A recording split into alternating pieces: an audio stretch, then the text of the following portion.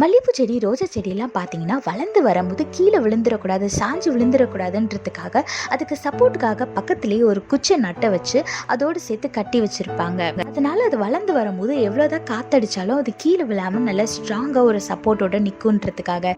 இதே மாதிரி தாங்க நம்மளோட வாழ்க்கையில் ஈசப்பா நம்மளோட சப்போர்ட்டாக இருக்கும்போது நம்மளும் எந்த இடத்துலையும் விழுந்து போக மாட்டோம். வேதத்தில் பாருங்க, அப்போஸ்தலர் 2:25 போட்டிருக்கு, கர்த்தரை இப்பொழுதும் எனக்கு முன்பாக நிறுத்தி நோக்கி கொண்டிருக்கிறேன், நான் அசைக்கப்படாதபடி அவர் என் வலது பாரிசத்தில் இருக்கிறார்னு வேதத்தில் போட்டிருக்கு. ஆமாங்க, நம்ம எந்த ஒரு காரியம் செஞ்சாலும் எதை செய்யறதுக்கு முன்னாடியும் நம்ம ஏசப்பாவை நோக்கி அமர்ந்து, ஏசப்பா நான் அதை செய்யலாமா செய்ய வேணாமான்னு எதுனாலும் ஏசப்பாட்ட நம்ம ஆலோசனை கேட்டுட்டு நம்ம செய்யும் போது ஏசப்பா நம்ம வலது பாரசத்துல எப்பவுமே நம்மளுக்கு துணையா இருக்காரு. நம்ம அசைக்கப்படாத படிக்கு நம்ம வலது பாரசத்திலே நம்ம கூட இருக்காரு. அதனால நீங்க எதை குறிச்சும் யாரை குறிச்சும் கவலையே படாதீங்க.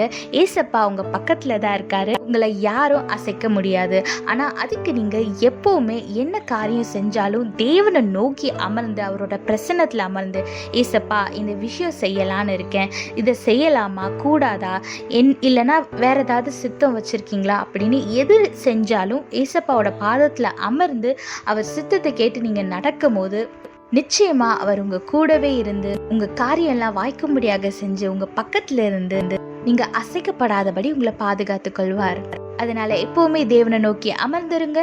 ஆசீர்வாதமான வாழ்க்கையை வாழுங்க. கர்த்தர் உங்களோட கூட இருந்து உங்களை ஆசீர்வதித்து பாதுகாத்து வழி நடத்துவாராக. ஆமென். When we grow a plant in our house which is very fragile, we will give some support for the plant by keeping a stick beside it so it can grow with the support of the stick without falling down. Likewise, in our life, our Lord is always with us. Look what the Bible says in Acts chapter 2 verse 25. I see that the Lord is always with me.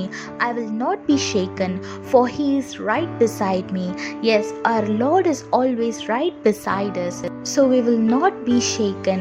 Whatever the problem is, whatever the situation is, and whoever is standing against us will not overcome us. We will overcome the problem and the person and the situation that we are facing.